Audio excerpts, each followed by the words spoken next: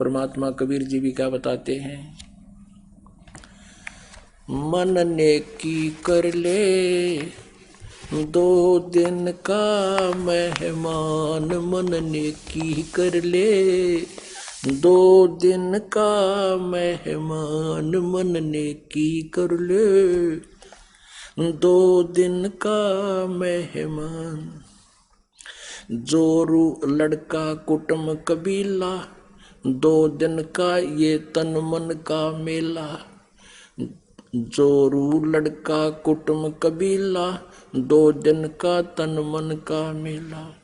अंत समय उठ चले अकेला ये तज माया मुंडान, मन नेकी कर ले 2 दिन का मेहमान, मन नेकी कर ले 2 दिन का मेहमान।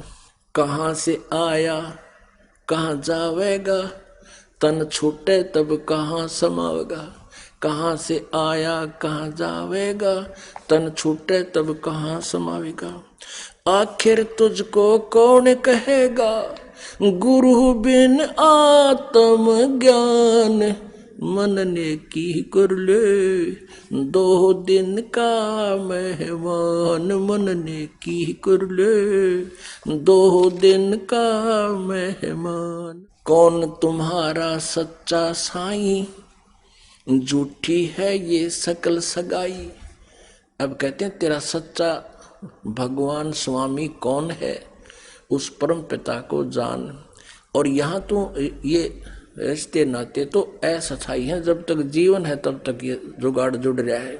कौन तुम्हारा सच्चा साईं, झूठी है ये सकल सगाई। चलने से पहले सोच रे भाई, कहाँ करेगा विश्राम, मन नेकी कर ले 2 दिन का मेहमान, मन नेकी कर ले 2 दिन का मेहमान। हर हट माल पन घट जो भरीता, आवत जावत भरे और रीता। कहते हैं ये अरहट का कुआ लोई या गढ़ बन जा है, सब कोई नीचे भर कर आते हो, ऊपर खाली कर देते हो। यहाँ पन पाप इकट्ठे किए, वहाँ स्वर्ग नरक में खत्म कर दिए। ये तुम्हारा चक्कर अभी तक मिटा नहीं। हर हट माल पन घट जो भरीता, आवत जावत भरे और रीता। जुगन जुगन तू मरता जीता, करवा ले रे कल्याण, मन नेकी कर ले 2 दिन का मेहमान, मन नेकी कर ले 2 दिन का मेहमान, मन नेकी कर ले। 184 की सह तरासा, ऊंच नीच घर लेता बासा। 184 की सह तरासा, ऊंच नीच घर लेता बसा। कह कबीर सब मिटाऊं रसा, कर मेरी पहचान, मन नेकी कर ले 2 दिन का मेहमान, मन नेकी कर ले 2 दिन का मेहमान। अब परमात्मा कहते हैं तू मेरी पहचान कर, यानी राम सेलेक्ट कर कौन से भगवान की भक्ति करनी है। नाम सुमर ले सुकर्म कर ले, कौन जाने कल की, खबर नहीं एक पल की।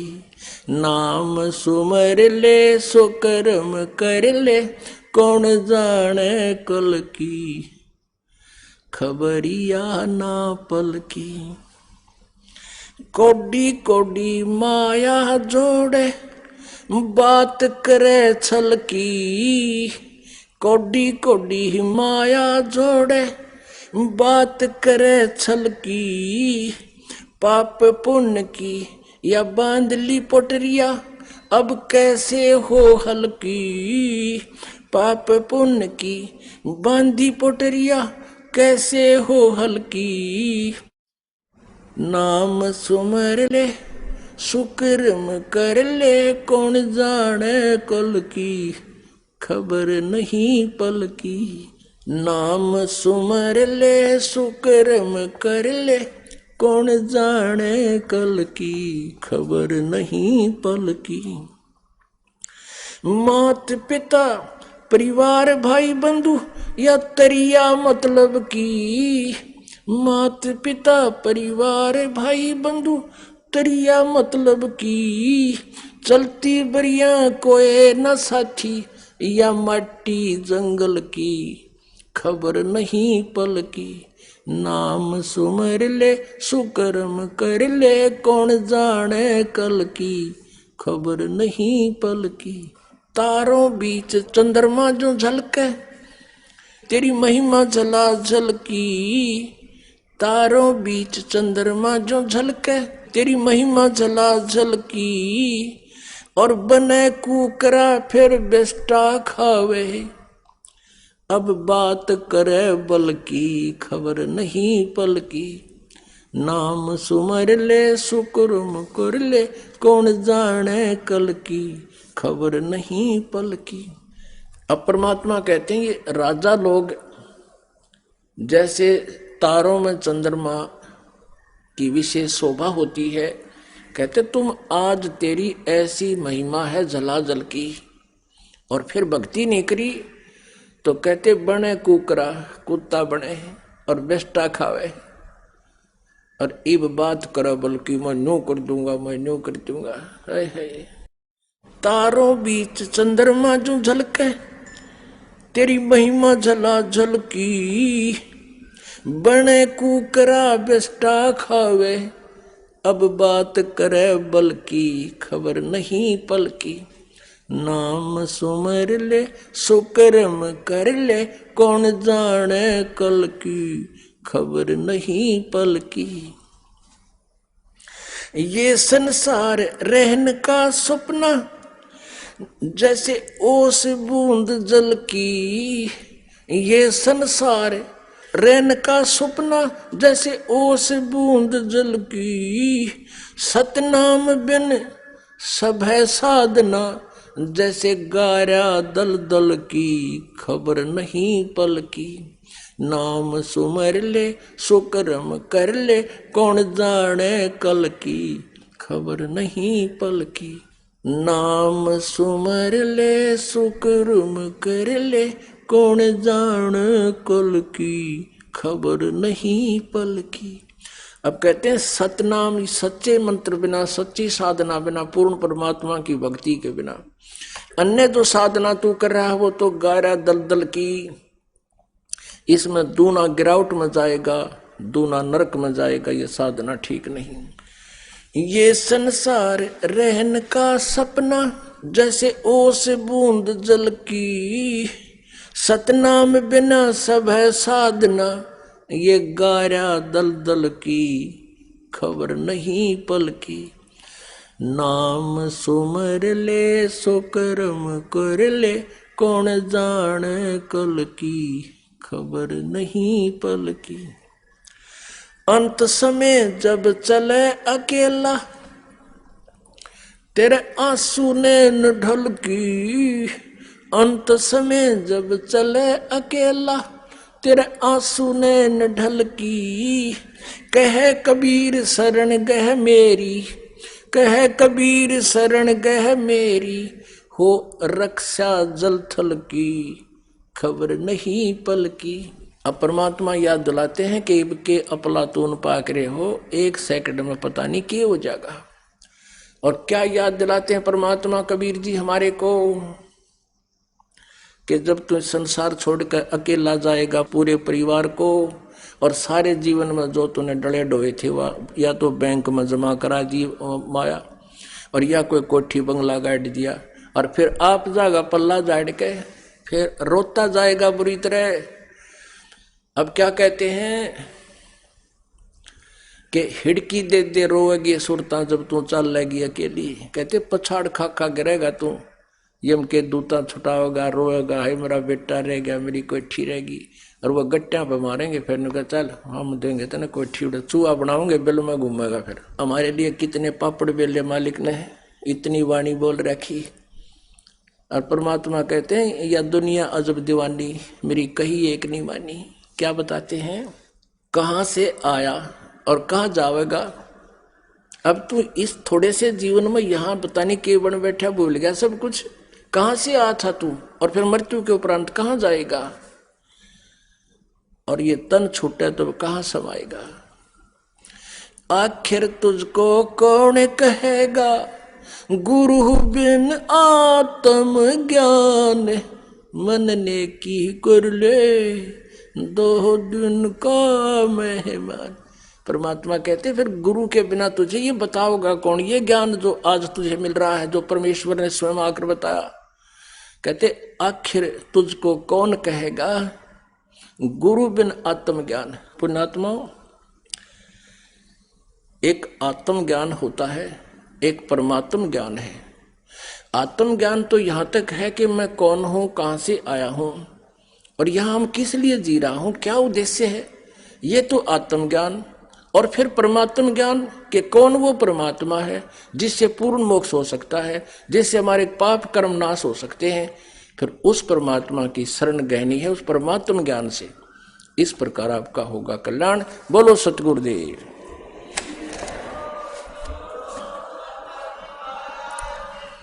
परम पूज्य परमेश्वर कबीर साहिब जी की असीम कृपा से, बंदी छोड़ कबीर परमेश्वर जी की असीम कृपा से आप पुण्यात्माओं को ये तत्व ज्ञान सुनने को उपलब्ध हुआ। परमात्मा कहते हैं, कबीर परमेश्वर जी हमें आकर के चेताते हैं, चेतावनी देते हैं, समझाते हैं कि भोली आत्माओं, तुम जहां रह रहे हो ये लोग ठीक नहीं है। बताते हैं कि आगे गए ना बावड़े, जो परिवार का सदस्य मृत्यु को प्राप्त हो जाता है वह पुनः आपको उसी रूप में, उसी ममता के आधार से नहीं प्राप्त होता। और शेष बचे हैं वो भी चले जाएंगे। आगे गए ना बावड़े, रहते भी सब जहां, बिन साहिब की बंदगी कहीं ठोर ठिकाना ना। साहिब माने परमात्मा, राम, अल्लाह, गॉड, प्रभु। अब क्या बताते हैं कि पहले चले गए आपसे बिछुड़कर, वो वापस नहीं आए आपके जीवन काल में। अब जैसे किसी का पति मर जाता है, मृत्यु को प्राप्त हो जाता है, अब उस पति की आवश्यकता है उस पत्नी को, वो अन्य रूप धार के चाहे कहीं पर जन्म भी ले ले, पर उसको उस समय कोई लाभ नहीं हुआ उसका, वो उसके लिए वापस नहीं आया। तो कहने का भाव परमात्मा का है कि आप जिस लोक में स्थायी होकर बैठ गए, एक मकान में काम नहीं चला दूसरा बना लिया, फिर कहीं कोई सस्ता प्लाट मिलता दिखा वो ले लिया, उस पर फिर मकान बना लिया। परमात्मा कहते हैं कि 5 तत्व का पुतला, और इसका मानुष धर दिया नाम, और 4 जना का जीवना, और फिर रोक कर ठाम। सांस का भरोसा नहीं है, और ना जाने कितने ठिकाने बना लिए, एक पलक में मृत्यु हो जाए, और फिर कहाँ जाएगा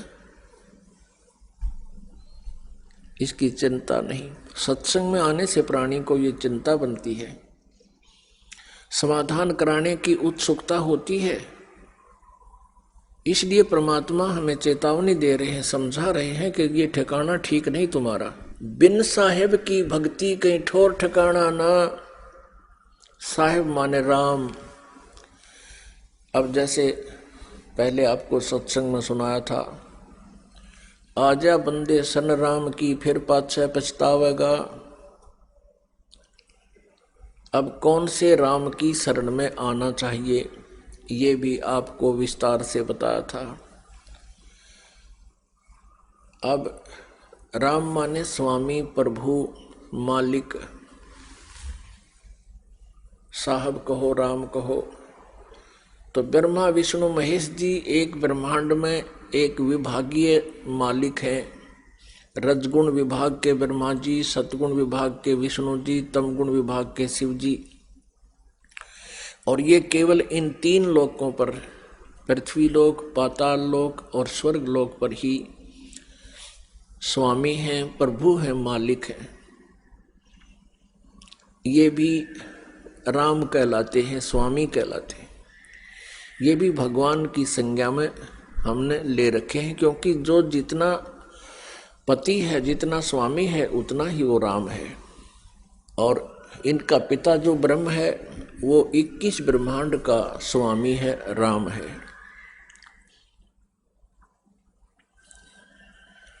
जिसको सरपुरुष कहते हैं, जिसको क्षरब्रह्म भी कहते हैं, जिसको ज्योत स्वरूपी निरंजन अर्थात काल भी कहते हैं, वो 21 ब्रह्मांड का राम है, स्वामी है।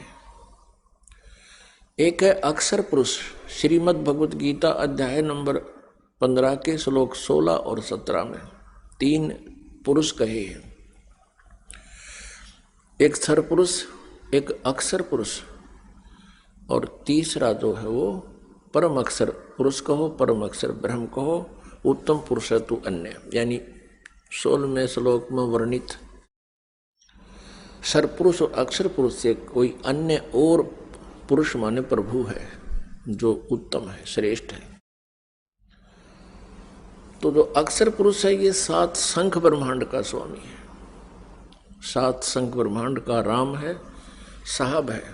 और परम अक्षर ब्रह्म, परम अक्षर पुरुष, सत्य पुरुष, ये असंख्य ब्रह्मांड का स्वामी है, राम है, जिसको परम अक्षर ब्रह्म कहते हैं। गीता जी अध्याय नंबर 8 के श्लोक नंबर 1 में अर्जुन ने पूछा कि प्रभु आपने गीता अध्याय 7 के श्लोक 29 में जिस तत्ब्रह्म के विषय में जानकारी बताई है कि उसका ज्ञान होने के उपरांत प्राणी केवल जरा और मरण से छूटने का ही प्रयत्न करता है,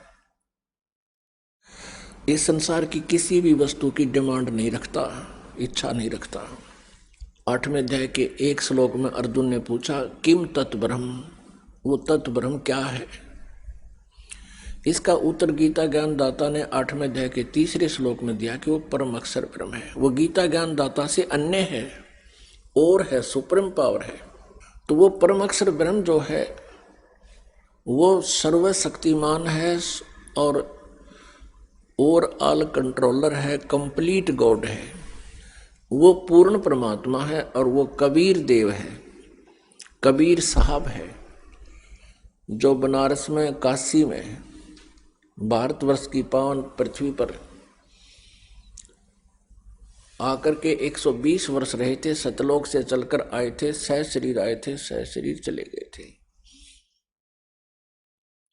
वो परम अक्षर ब्रह्म है।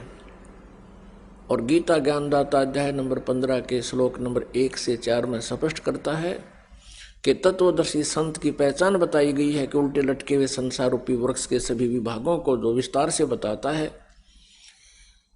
वो तत्वदर्शी संत है। और तत्वदर्शी संत की प्राप्ति के उपरांत परमेश्वर के उस परम पद की खोज करनी चाहिए जहाँ जाने के बाद साधक फिर लौटकर कभी संसार में नहीं आते।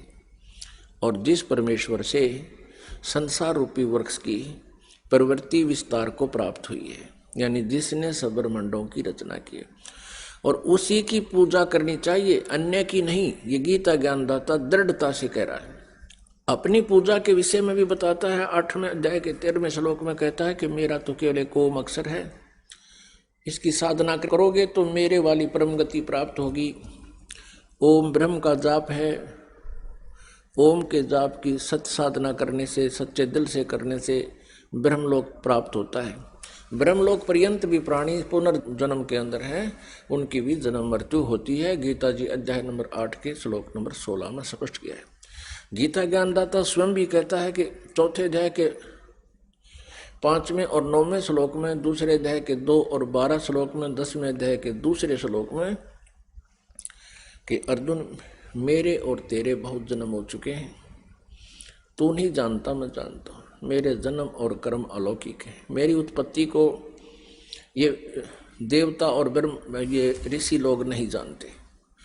इससे सिद्ध है कि गीता ज्ञानदाता ये ब्रह्म है, श्री कृष्ण जी में प्रवेश करके बोल रहा है।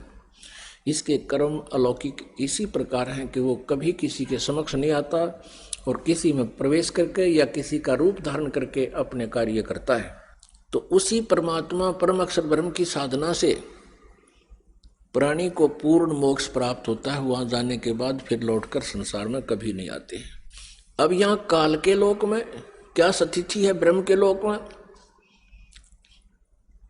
इन 21 ब्रह्मांडों में क्या स्थिति है और 7 संग ब्रह्मांडों में भी क्या स्थिति है।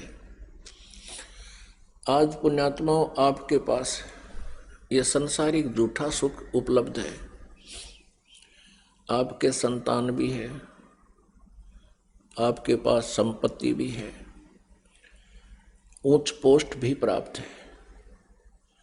आप सोच रहे हो कि मैं बिल्कुल ठीक हूं, और परमात्मा कहते हैं कि एक पल में ना जाने के बिजली गिर जाए, फिर काहे के ठीक। यहां पर एक बार 26 जनवरी सन 2000 में एक भूकंप आया था गुजरात प्रांत में। पुण्यात्माओं छुट्टी का दिन था, सभी अपने अपने घरों में 26 जनवरी गणतंत्र दिवस की झांकियां देखने के लिए बैठे थे। उसी समय इतना भयंकर भूकंप आया, 8-8 6-6 मंजिल की कोठियां थी और वो सभी तहस नहस हो गई। जिन मकानों को बनाते बनाते दादे परदादे चले गए उनके, और आप भी उन्हीं को व्यवस्थित करने में लगे हुए थे, उन्हीं कोठियों के नीचे दबकर मर गए लाखों की संख्या में।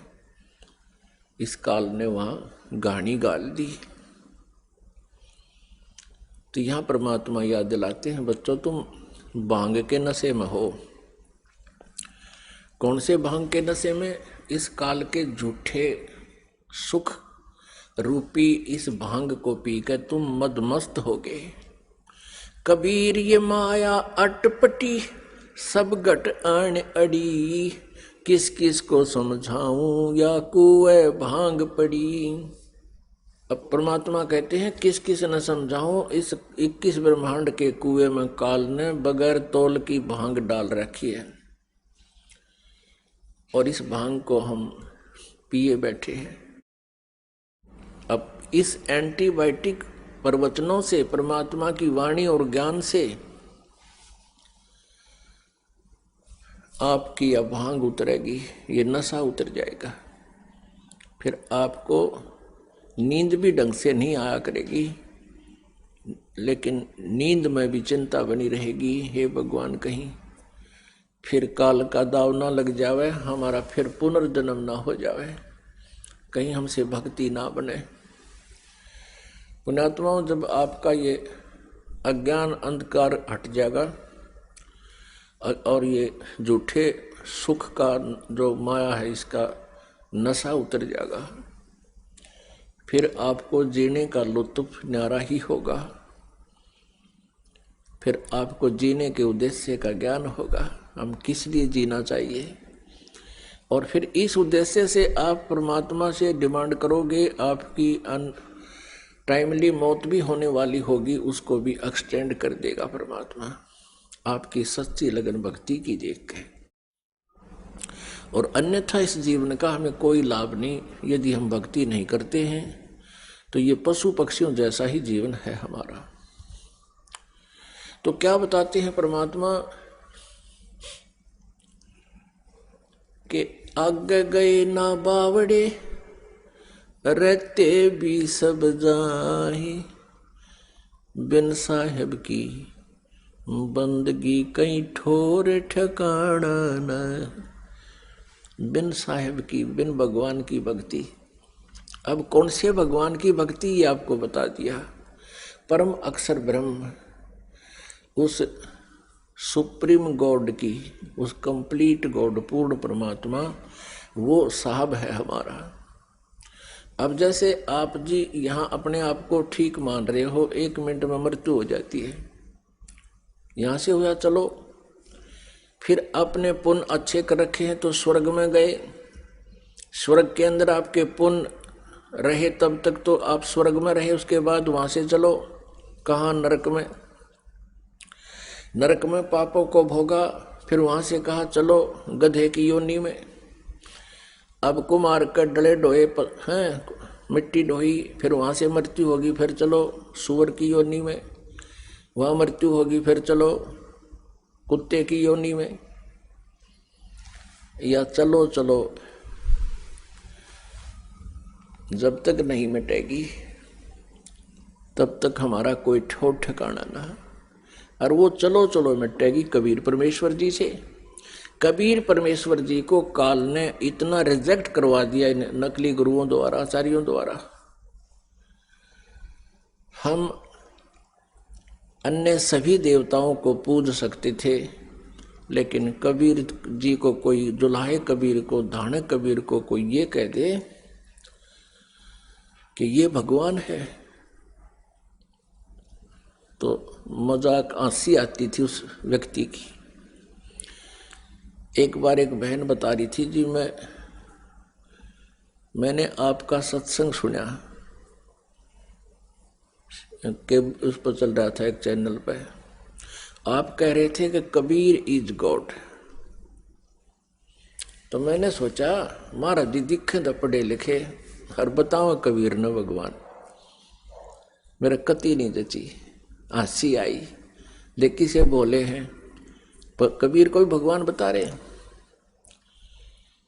फिर आप जी ने तुरंत ही देवी भागवत दिखाना शुरू कर दिया, और मैं देवी की पुजारण थी, तो मेरी रुचि बढ़ी के देखते हैं देवी पुराण में क्या दिखा रहे हैं। पढ़ते पढ़ते आपने दिखाया, फिर ब्रह्मा जी विष्णु जी की सतीथि बताई कि इनको भी कोई ज्ञान नहीं था, फिर इनकी जन्म मृत्यु दिखाई उसी में। वो कहने लगी मेरा तो कलेजा पकड़ा गया। ये क्या, आज तक हम इनको अजरो अमर मानते थे, आज ये इन्हीं सदग्रंथों में ये ऐसे लिखे हैं, तो जची नहीं कि ये ओरिजिनल बुक होगी, ओरिजिनल पुराण होगी। आपने निकाली, प्रश्न नोट करे लिए थे, उसमें देखा वो नो के नो पाए, मत्था पकड़ कर बैठ गई, सारा ज्ञान सुनने लगी। लगातार आपकी 1-1 घंटे की सीडी चला करती थी, देखती रही, सारी बात समझ में आ गई कि जो भक्ति और साधना जिन भगवानों की हम कर रहे हैं ये यूजलेस है। पर मन फिर बिना माने कबीर इज गॉड, वो तेरा गजब भैया। हमने किसी ने 4 ईंट ला रखी हो ना, हम इतने श्रद्धालु थे, उसको भी नौकर के निकला करते, वो भी भगवान मान लिया, जिस पर कुत्ते मुत्या करते। और कबीर को भगवान नहीं मान रहे, क्यों? काल ने यही करवाना था कि कभी भाग जाग जाए इनके, और कोई यूं बताने वाला आ जा कबीर इज गॉड, ये कोई मानना है को नहीं। पर हम भी ढीठ है, मना के छोड़ेंगे। अब मना के छोड़ेंगे क्योंकि सच्चाई जो है वो अपना जगह बनाती है। सच्चाई को दबाया जा सकता है कुछ समय के लिए, मिटाया नहीं जा सकता। इसलिए परमात्मा कहते हैं कि आदरणीय गरीबदास साहिब जी गांव छुड़ानी, जिला जज्जर, हरियाणा वाले को परमात्मा मिले थे। उन्होंने कहा कि ये मन जो है इतना कंडम हो लिया,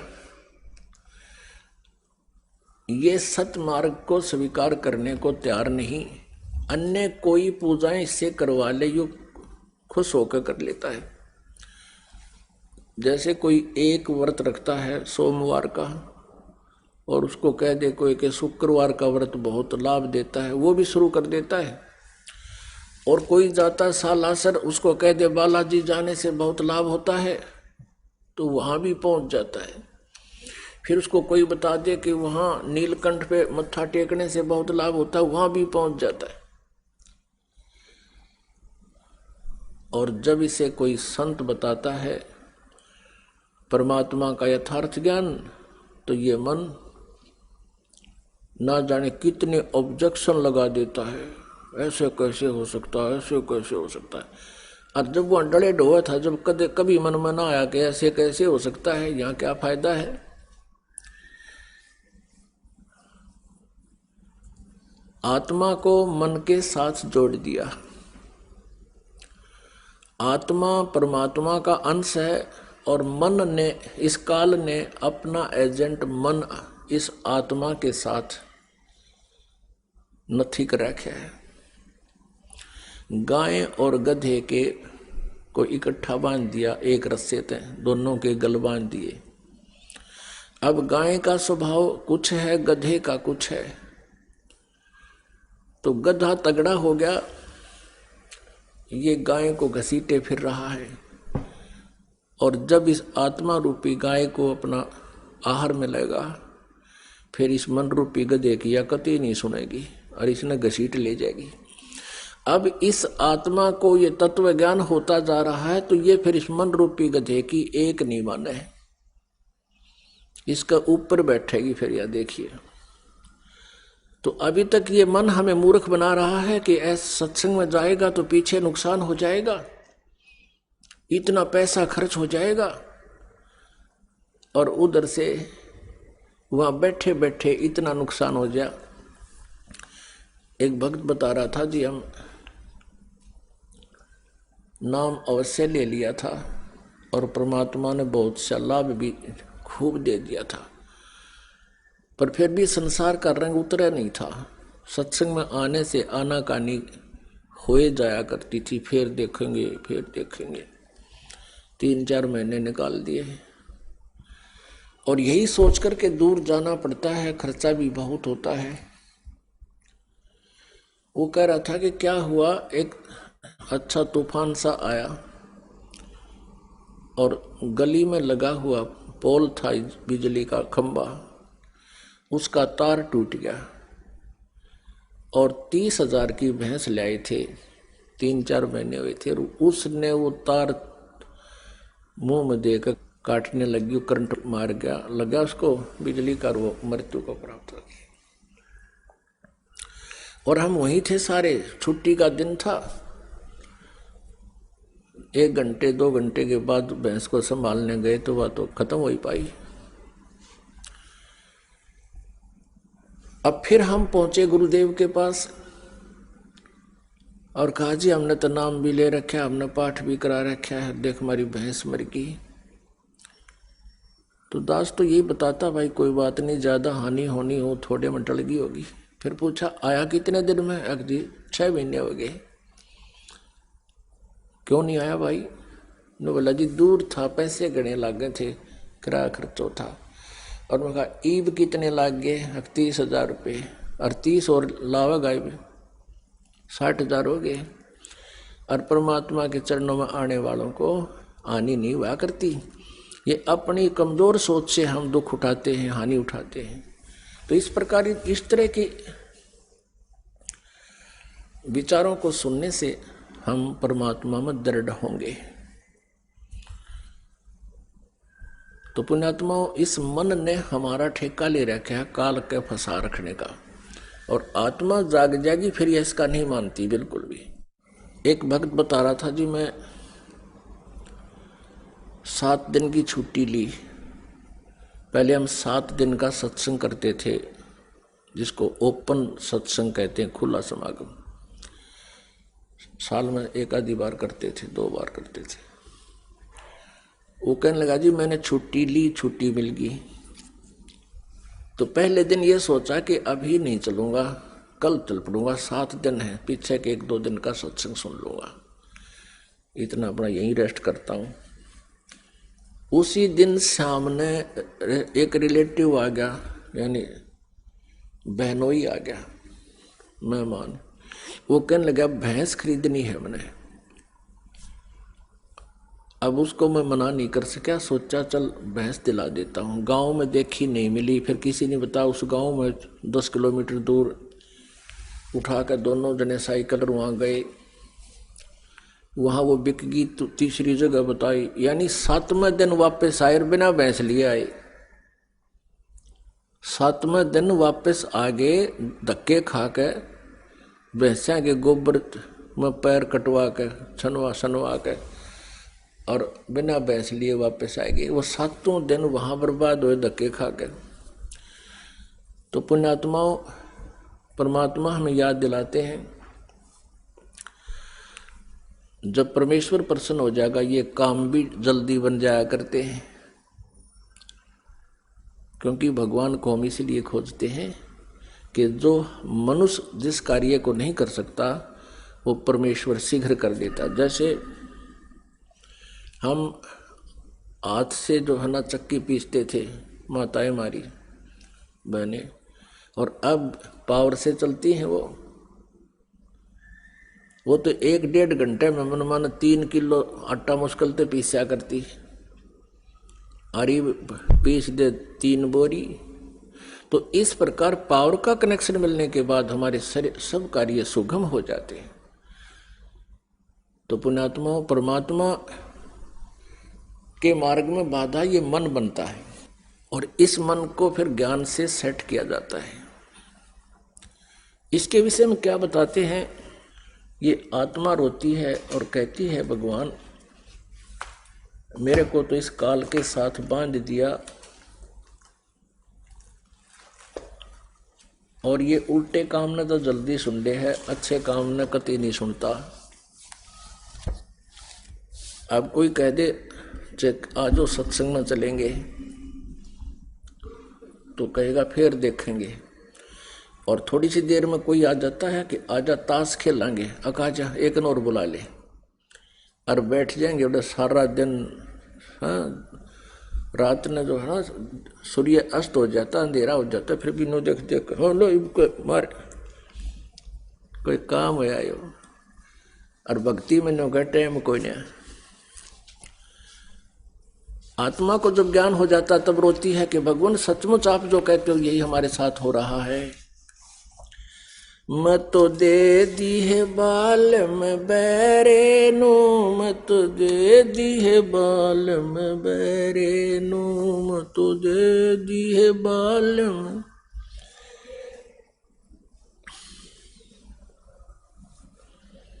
संसारी दी गल्ला चिन्ह ना बूझे शब्द जो गहरे नू, संसारी दी गल्ला चिन्ह नहीं बूझे शब्द जो गहरे नू। मुर्दों से ती प्रीत लगावे न जाने सतगुरु मेरे नू, मुर्दों से ती प्रीत लगावे न जाने सतगुरु मेरे नू। मत दे दी है बालम बैरे नू, मत दे दी है बालम बैरे नू, मत दे दी।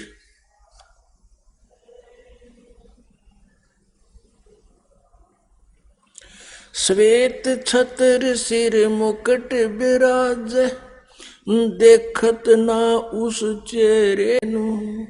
श्वेत छत्र सिर मुकुट बिराज, देखत ना उस चेहरे नू। ऊंची थलियां खेती बोए ये भूल गए निज डेरे नू। ऊंची थलियां खेती बोए ये भूल गए निज डेरे नू। मैं तो दे दी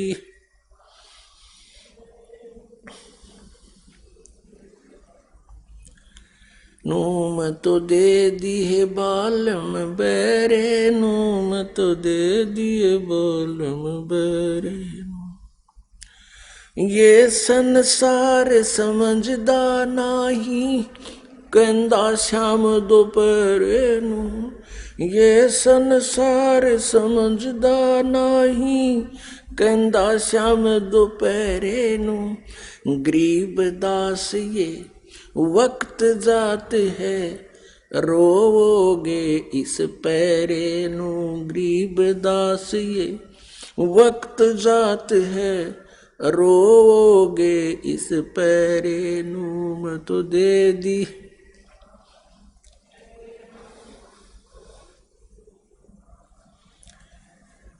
मत दे दी है बालम बैरे नू मत दे दी है बालम बैरे नू मत दे दी बालम बैरे नू मत दे दी है बालम बैरे। ये संसार समझदा नाही कहंदा श्याम दोपहरे नू। ये संसार समझदा नाही कहंदा श्याम दोपहरे नू।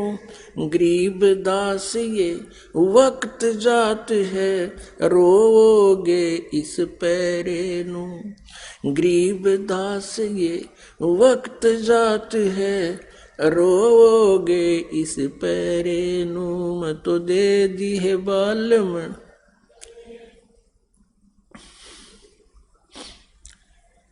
मैं तो दे दी है बालम बैरे नू मैं तो दे दी है बालम बैरे नू मैं तो दे दी है बालम बैरे नू मैं तो दे दी है बालम बैरे।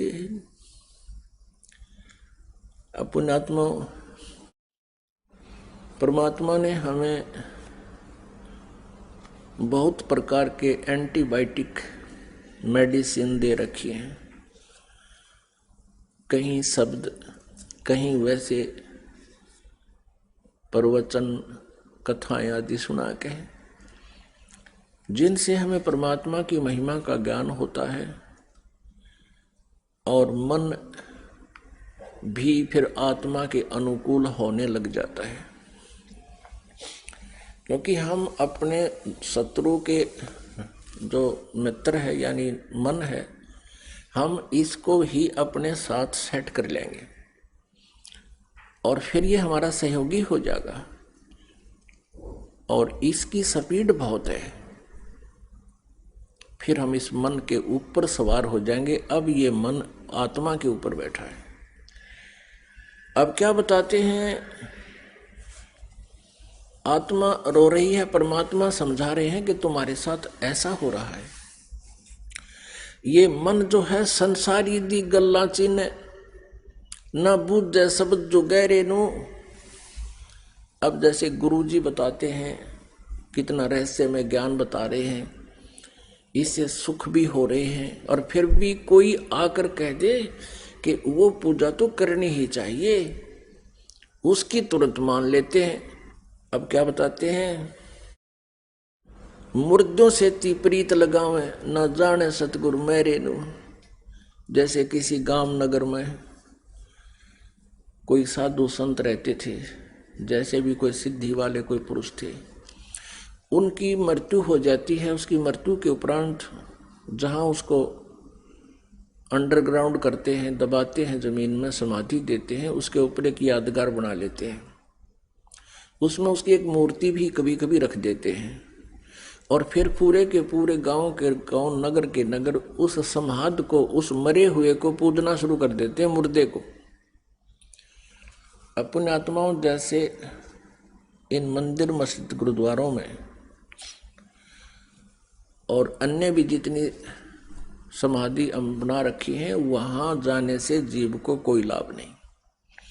कैसे, जैसे कोई वैद्य जीवित था, बहुत अच्छा वैद्य था, नब्ज देखकर रोग जान लेता था, बढ़िया दवाई देता था, तो रोग मुक्त कर देता था। उस वैद्य की मृत्यु के उपरांत उसके शरीर को वहां दफनाकर, उसके ऊपर उसका एक मंदिर बनाकर, वैद्य की अंदर मूर्ति लगाकर, और फिर वहीं जाएं और उस वैद्य से लाभ चाहें, क्या संभव है? कभी नहीं। अब इन विचारों से हम समझेंगे। पहले तो हम इतना ध्यान नहीं देते थे, अब परमात्मा ने ऐसे उदाहरण दे दिए कि हमने विवश होना पड़ता है इस मन को, इस बात को विचारने के लिए।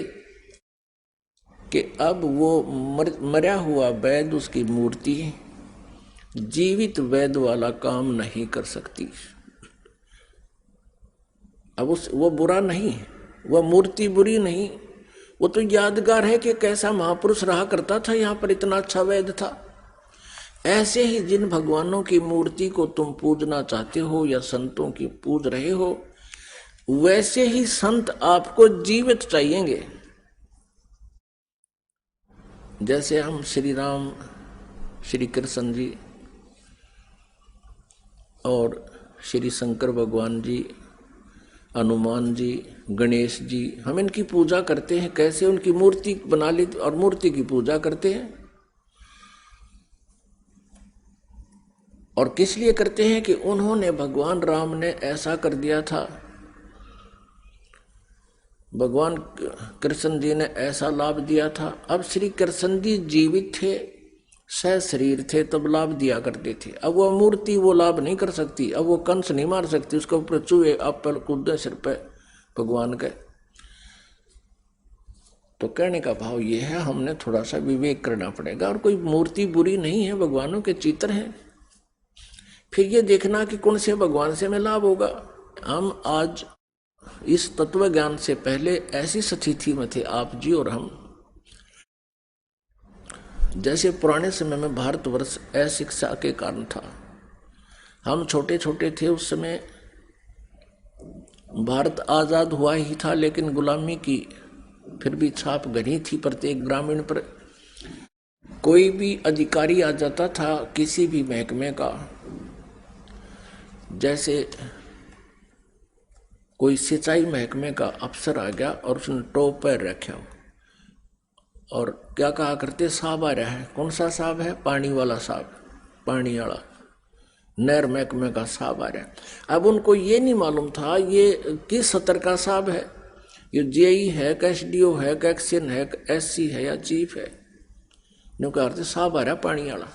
तो अब हम आज इसी स्थिति में हैं, हम राम राम तो कहते हैं, पर हमने ये नहीं पता जिस राम की हम पूजा कर रहे हो किस सतर का है, वो एसडीओ सतर का है, एक्शन सतर का है, एससी सतर का। अब हमारा काम होना हो एससी सतर से और हम एप्लीकेशन देवा एसडीओ सतर के, तो कैसे काम होगा? तो इस प्रकार हम इस स्थिति में थे। और आज हम शिक्षित हो गए, हमें सभी अधिकारियों के उनके कार्य क्षेत्र का, अक्षमता का सारा पता है। तो इसी प्रकार इस तत्व ज्ञान से आप ऐसे परिचित हो जाओगे कौन से साहब में, कौन से भगवान में कितनी शक्ति है, कितनी क्षमता है, और हमने जो एप्लीकेशन लिख रखी है वो कौन से साहब लगानी चाहिए। तो अब हमने वो परम अक्षर ब्रह्म का लगानी है सारी एप्लीकेशन हमारी, क्योंकि हमारा जन्म मरण का रोग कटवाना हमने, वो नीचे वाले साहब कर नहीं सकते, भगवान नहीं कर सकते।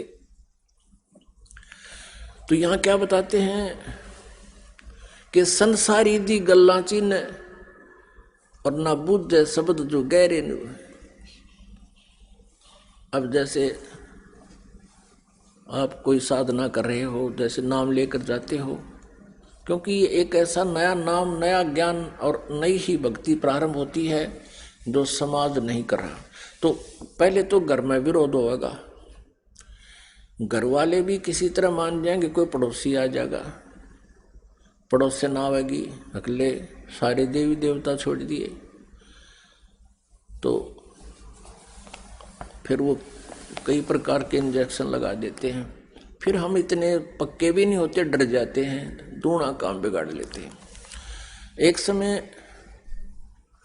ये कहते हैं संसारी दी गल्ला चिन्ह, आम आदमी की बात मान ले, सतगुरु की मानते नहीं।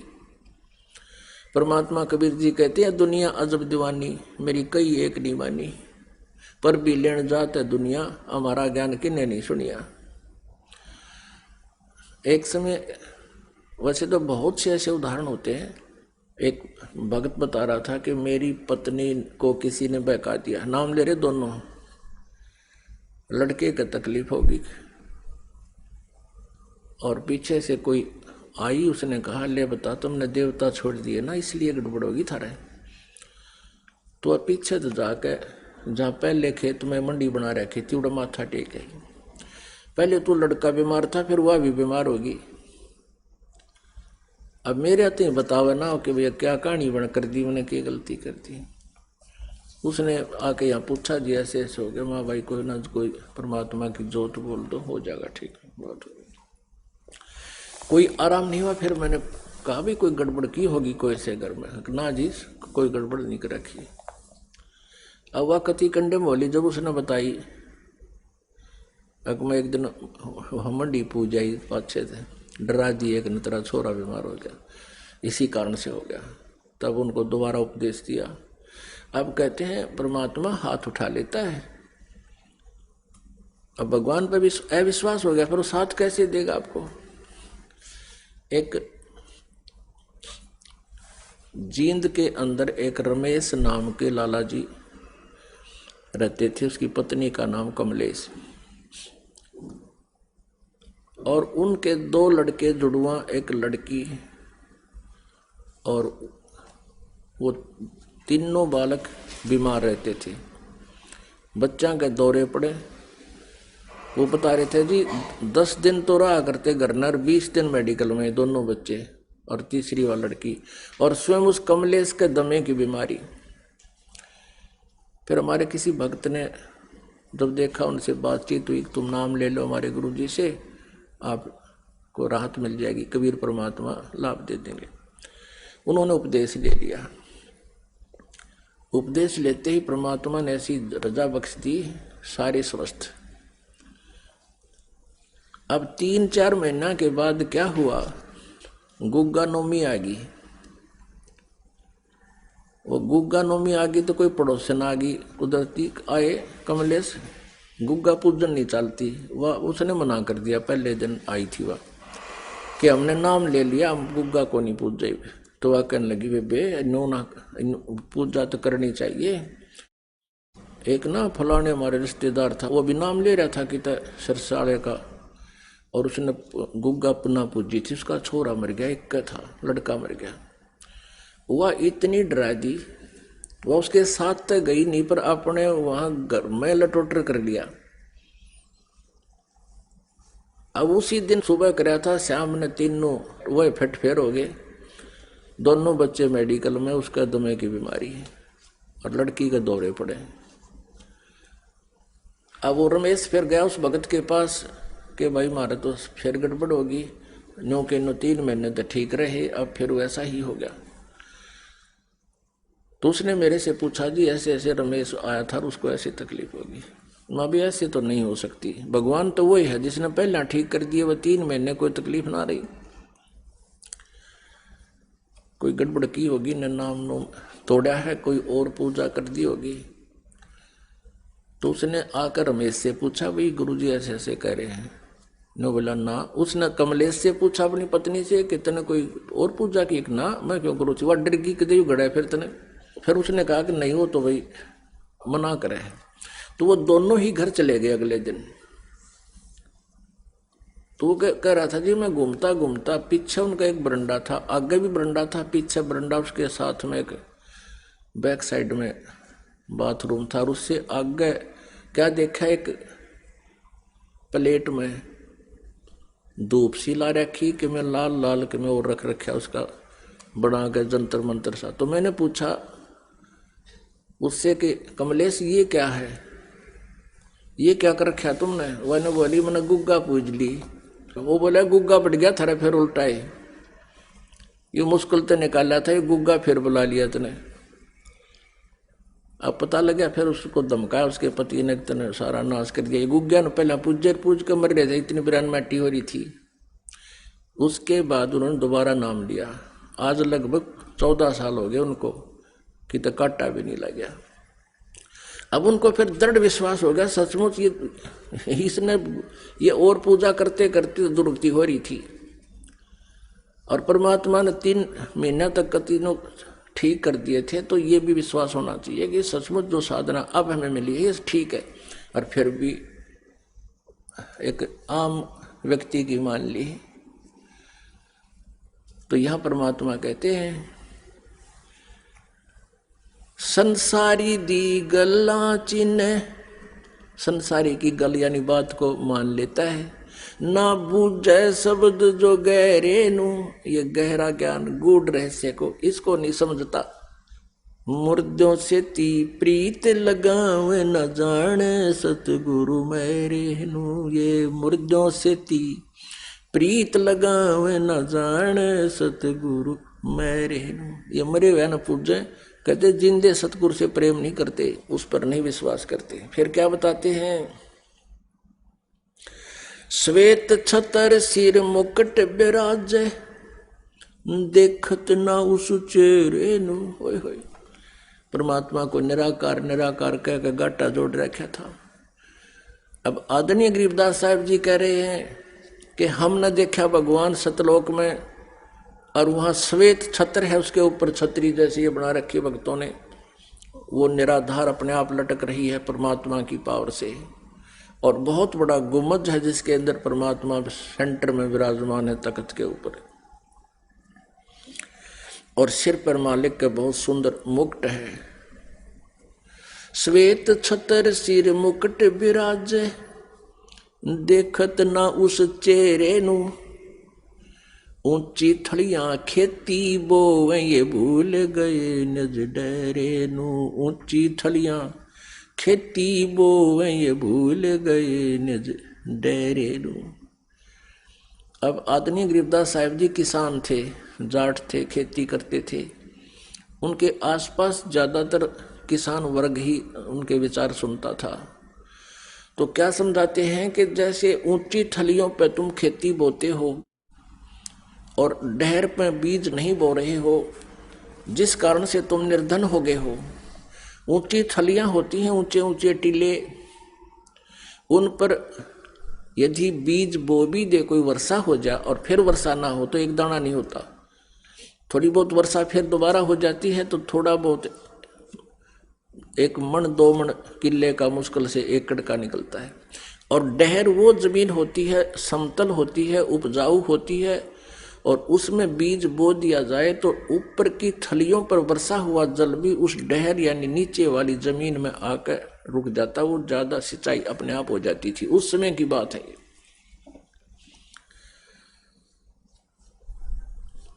तो गरीबदास साहिब जी भगवान की महिमा को अपने शब्दों बता रहे हैं, परमात्मा से प्राप्त होकर के उस ज्ञान को।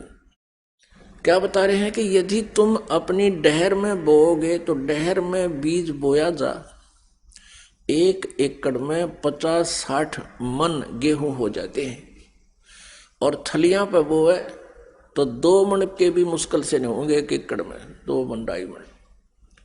तो कहने का भाव ये है परमात्मा का कि जिन देवी देवताओं को ब्रह्म और ब्रह्मा विष्णु महेश और अन्य तुम पूजाएं करते हो, ये तो समझो थलियों पर खेती बो रहे हो तुम। और परम अक्षर ब्रह्म की पूजा, पूर्ण परमात्मा कंप्लीट गॉड की पूजा करने से समझो तुमने अपनी डैर में बो दिया बीज।